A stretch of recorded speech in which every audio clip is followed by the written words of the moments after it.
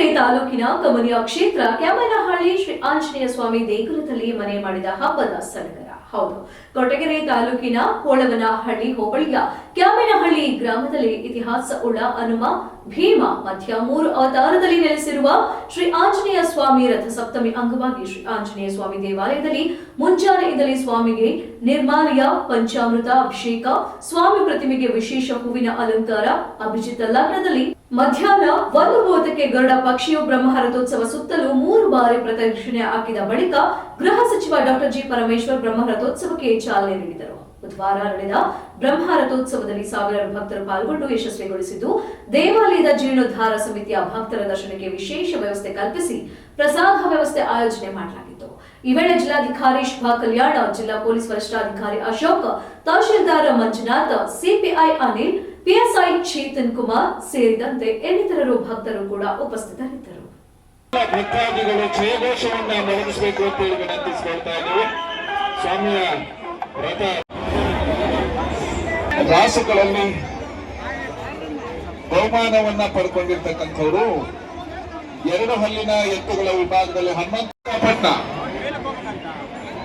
ತಾವು ಕೂಡ ಇಲ್ಲಿ ವೇದಿಕೆ ಮುಂಭಾಗಕ್ಕೆ ಬಂದು ವರದಿ ಮಾಡಿಕೊಳ್ಬೇಕು.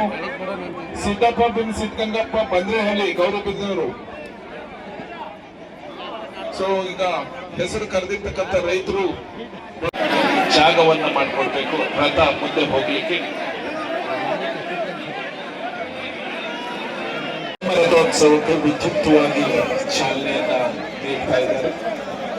ಆತ್ಮೀಯ ಎಲ್ಲ ಭಕ್ತಾದಿಗಳು ಈ ಒಂದು ಅವಿಸ್ಮರಣೀಯ ಕ್ಷಣವನ್ನು ತಂದುಕೊಳ್ಬೇಕು ಅಂತ ಹೇಳಿ ವಿನಂತಿಸಿಕೊಳ್ತಾ ಇದ್ದಾರೆ.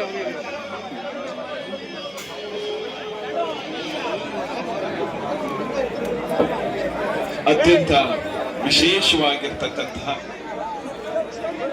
ಕ್ಯಾಮನಹಳ್ಳಿ ಆಂಜನೇಯ ಸ್ವಾಮಿಯ ಬ್ರಹ್ಮರಥೋತ್ಸವ ಅತ್ಯಂತ ಭಕ್ತಿಪೂರ್ವಕವಾಗಿ ನೆರವೇರ್ತಾ ಇದೆ. ಗೌರವಾನ್ವಿತ ಡಾಕ್ಟರ್ ಜಿ ಪರಮೇಶ್ವರ್ ಸಾಹೇಬರು, ಕರ್ನಾಟಕ ರಾಜ್ಯ ಸರ್ಕಾರದ ಗೃಹ ಸಚಿವರು ಹಾಗೂ ತುಮಕೂರು ಜಿಲ್ಲಾ ಉಸ್ತುವಾರಿ ಸಚಿವರು ಈ ಒಂದು ಬ್ರಹ್ಮರಥೋತ್ಸವ ಕಾರ್ಯಕ್ರಮಕ್ಕೆ ವಿದ್ಯುತ್